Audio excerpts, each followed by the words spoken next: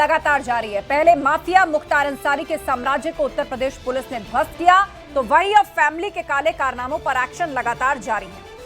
मुख्तार अंसारी के छोटे बेटे उमर अंसारी को पुलिस ने आज फर्जीवाड़े के एक मामले में जेल भेज दिया है। दरअसल उमर ने अपनी मां यानी कि लुकआउट नोटिस में फरार चल रही अफशा अंसारी के जाली साइन करके जब्त संपत्ति को छुड़ाने की साजिश रची।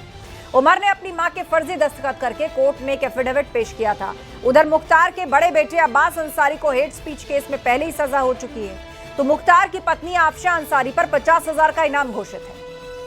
आज उमर पर एक्शन हुआ तो कांग्रेस और एसपी के सांसदों ने इसका विरोध किया। इमरान मसूद और बर्क के बयान साफ करते हैं कि विपक्ष इससे परेशान है और ऐसे में सवाल यह कि मुख्तार के बेटे की गिरफ्तारी एसपी कांग्रेस को तकलीफ भारी। इसी पर आज की महाबहस करेंगे। गेस्ट पैनल हमारे साथ जुड़ रहा है। हमारे साथ बीजेपी प्रवक्ता आनंद दुबे जी जुड़ रहे हैं, अनुराग भदौरिया जी हमारे साथ जुड़ रहे हैं, सपा प्रवक्ता प्रदीप सिंह जी हमारे साथ हैं, कांग्रेस के स्पोक्स पर्सन डीएस चौहान जी हमारे साथ हैं, पूर्व डीजीपी यूपी।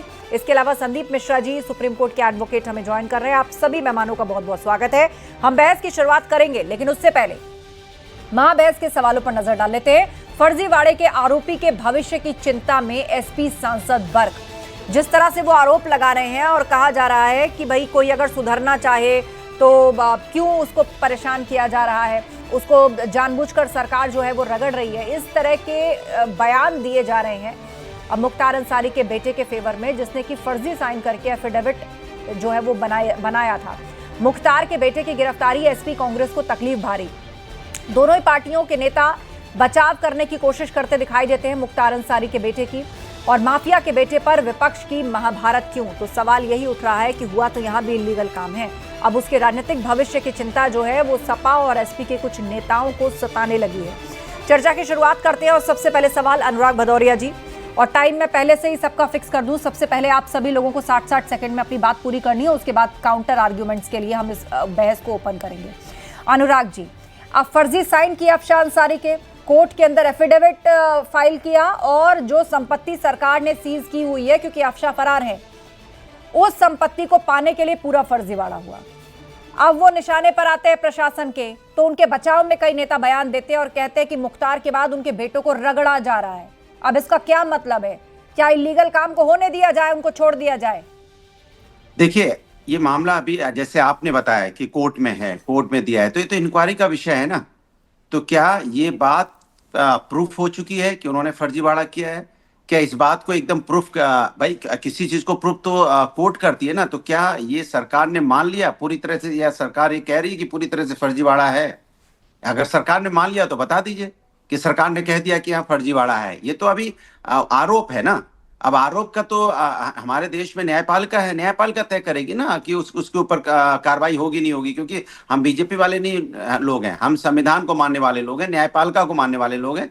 न्यायपालिका और संविधान और कानून पे विश्वास रखते हैं। अब मेरा सवाल ये होता है कि भाई ऐसे तो बहुत एफआईआर होती हैं, तो क्या तुरंत गिरफ्तारी हो जाती है? क्या भारतीय जनता पार्टी किसी नेता के ऊपर एफआईआर नहीं हुई है? क्या तुरंत गिरफ्तारी हो गई है? मैं ये भी तो जानना चाहूंगा ना। कितने कितने गंभीर आरोप लगते हैं, तो उसपे पहले इंक्वायरी होती है, इंक्वायरी के बाद वहां पे कोई भी एफआईआर होती है, उस पे जांच बैठती है, जांच के बाद तथ्य सामने आते हैं कि हाँ ये प्रूफ है। आपकी दलील है कि सिर्फ इस आरोप के आधार पर इस तरीके से सख्ती नहीं होनी चाहिए। आनंद दुबे जी, देखिए, अनुराग भदौरिया हो या समाजवादी पार्टी या इनका कोई भी प्रवक्ता, ये सब कुछ जान के अनजान बनने की कोशिश करते हैं। जिसकी मां फरार हो, 50,000 का इनाम हो, वो मौजूद ही ना हो, उनके फर्जी दस्तखत से एक जब्त संपत्ति जो गैंगस्टर एक्ट में कुर्क है, उसको छुड़ाने के लिए कोर्ट में अपील दायर कर दी जाती है। जांच में पाया जाता है कि यह पूरा मामला ही फर्जी है। उसके बाद पुलिस उस मामले में एफआईआर दर्ज करती है, पुलिस उस मामले में गिरफ्तारी करती है, गिरफ्तारी करके कोर्ट में पेश करती है और कोर्ट उनको जेल भेजता है। अब उनको अपना तथ्य रखने के लिए अदालत का पूरा रास्ता खुला हुआ है।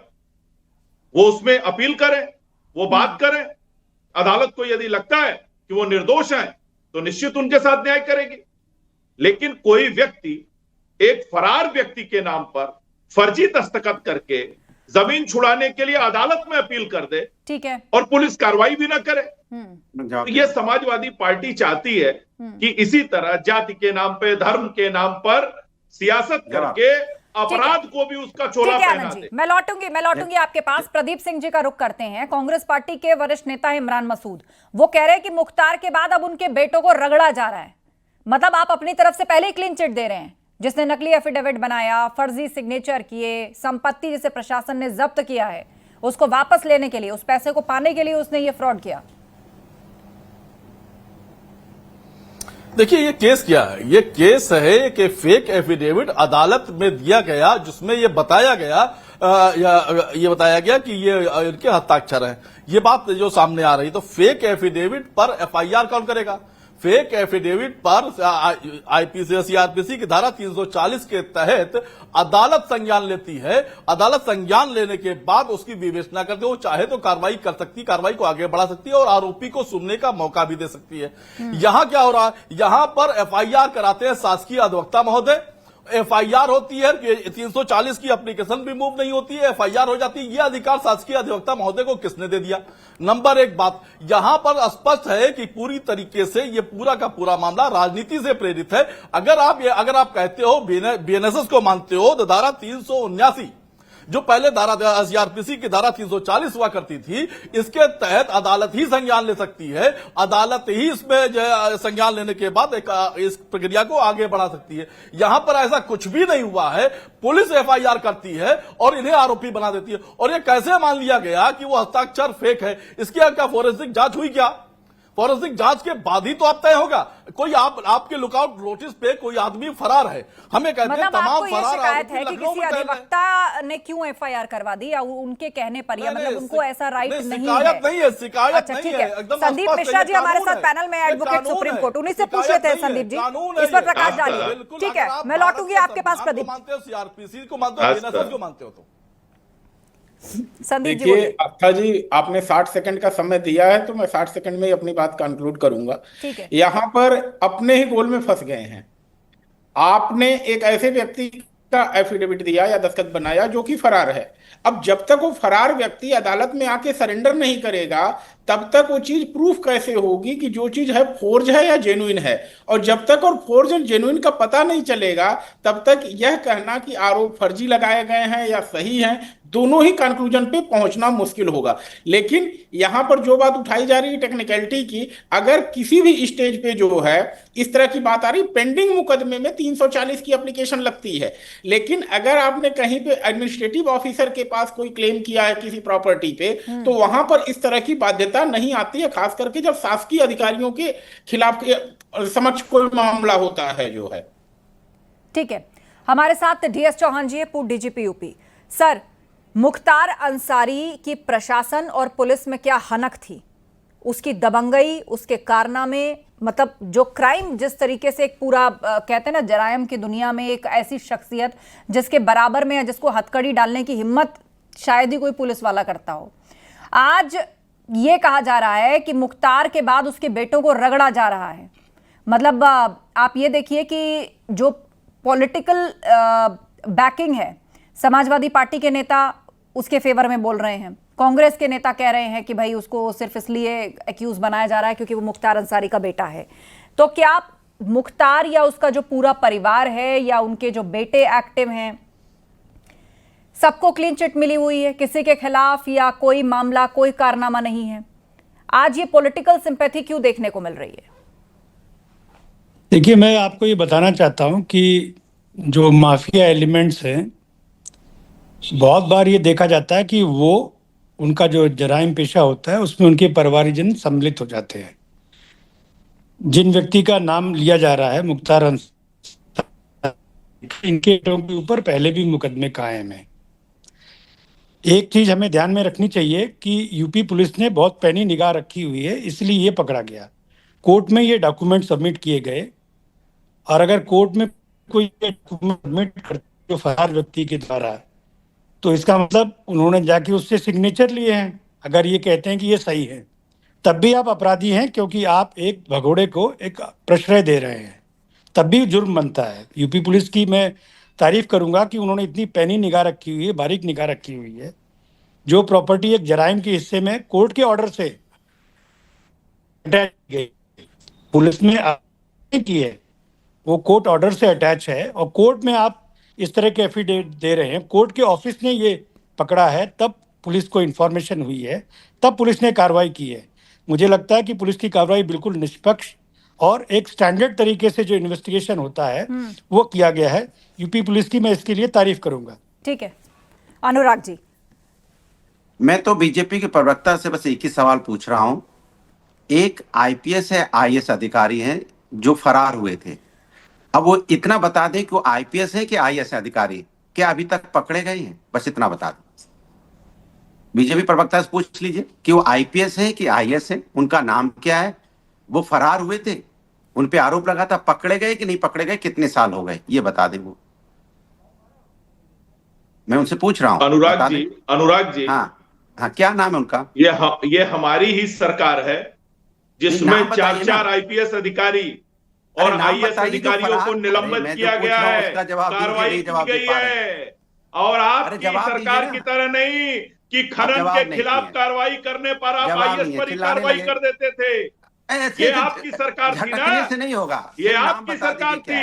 भटक आप रहे हैं, आपकी पूरी पार्टी भटकी हुई है, और मैं तो कहूंगा भटकी हुई नहीं है, लटकी हुई है। आपकी पार्टी कमर में लटकी हुई है, और जनता इस बार उसको जमींदोज करेगी। भाग कोई नहीं रहा है, भागते तो आप हैं।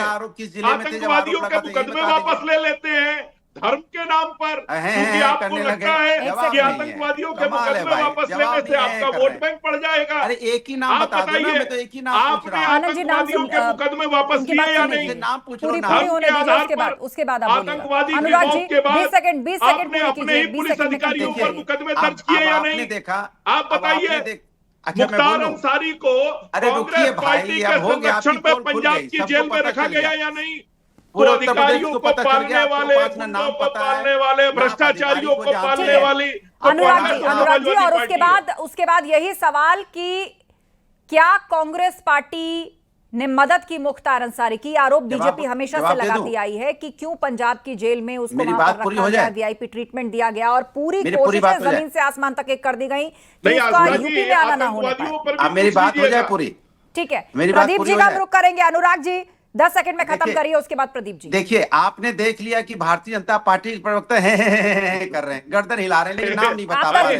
अधिकारी कौन अधिकारी है, जो अधिकारी फरार था, अगर वो गिरफ्तार हो गया है तो बता दीजिए, अगर अब तक नहीं हुआ तो क्यों नहीं हुआ वो बता दीजिए। आनंद जी, बता दीजिए आईपीएस है कि आईएएस है, क्योंकि आपके पास बताने के लिए कुछ नहीं है। आपको इसी तरह समय बर्बाद करना है, मिमिक्री में तो और भी पाएंगे सरकार इनकी, क्योंकि आपके पास नहीं कुछ बता नहीं पा है। रहे थे क्यों? हरा थोड़ी शर्म तो आ रही होगी आपको और टीवी पे बैठ नाम के नहीं बता पा रहे हैं।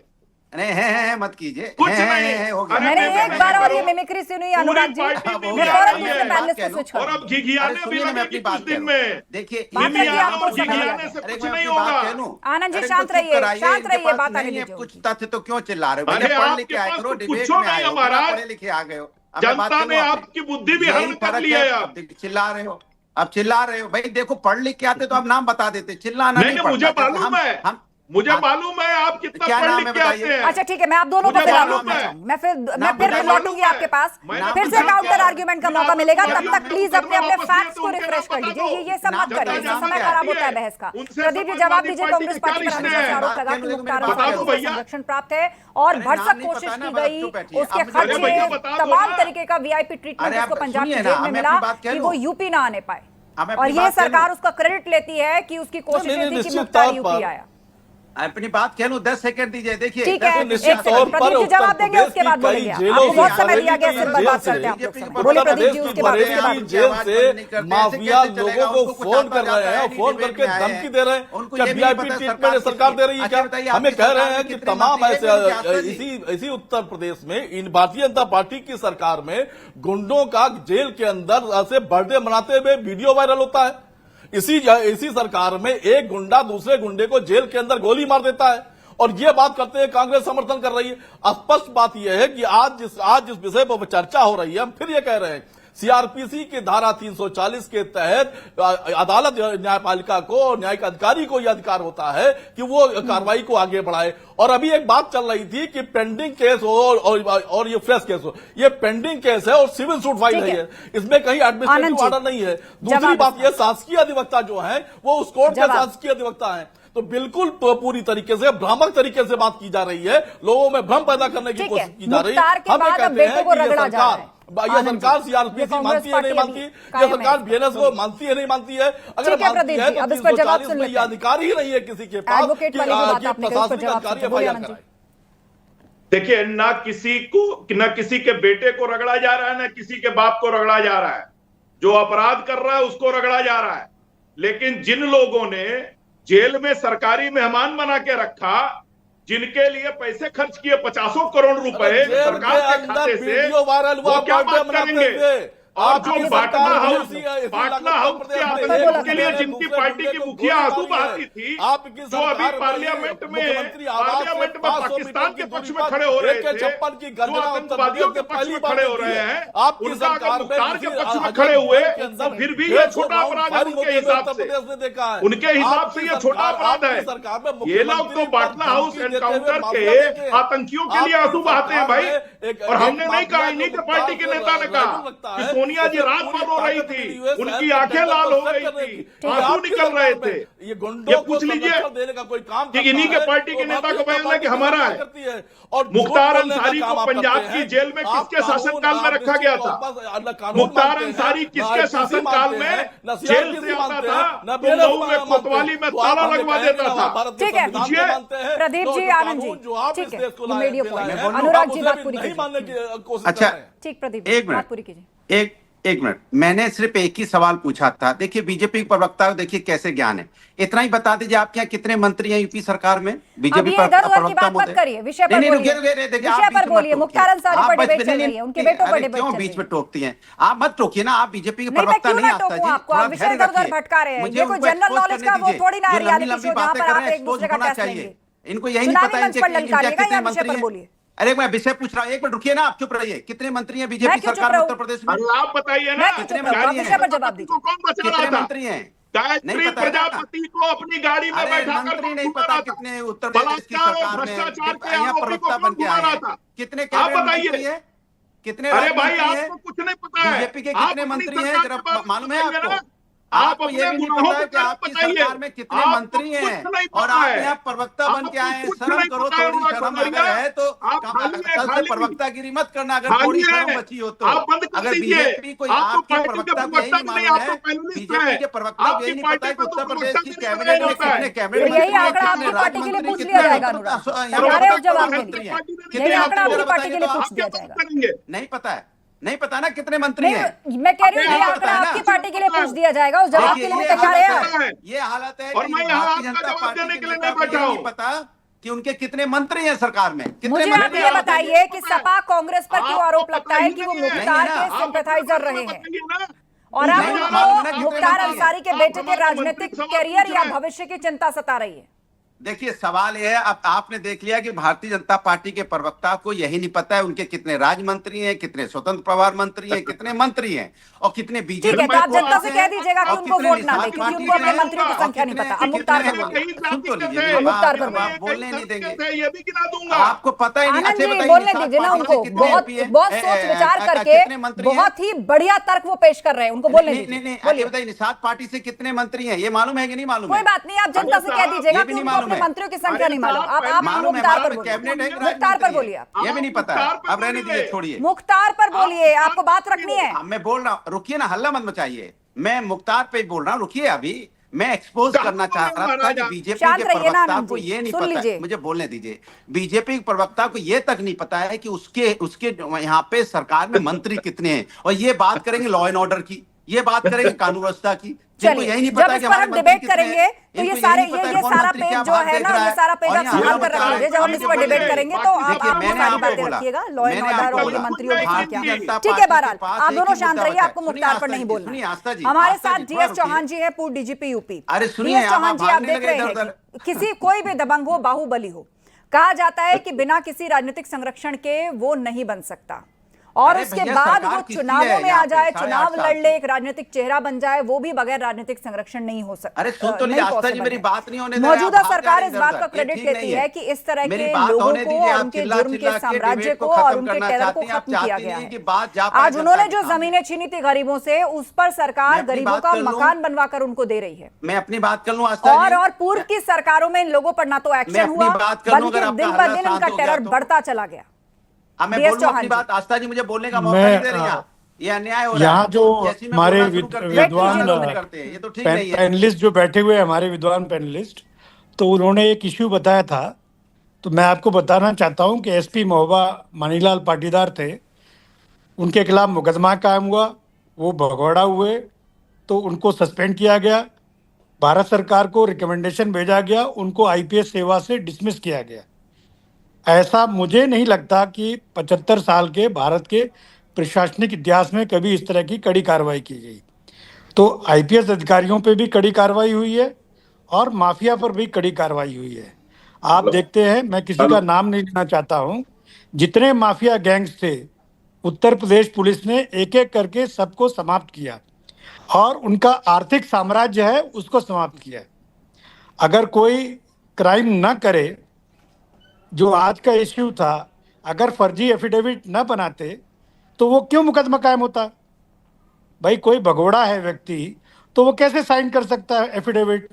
एफिडेविट के लिए तो कोर्ट में प्रेजेंस चाहिए, या आपके पास जो जिसके पास आप जा रहे हैं वहां चला चाहिए। जाएगा, कानून से तो ऊपर उन्होंने कोई नहीं जाएगा। उस आप पे ये बहुत बताइए, सही कार्रवाई अदालत की में है। कोई फेक एफिडेविट है तो इसकी और एफआईआर पुलिस कैसे कर सकती है?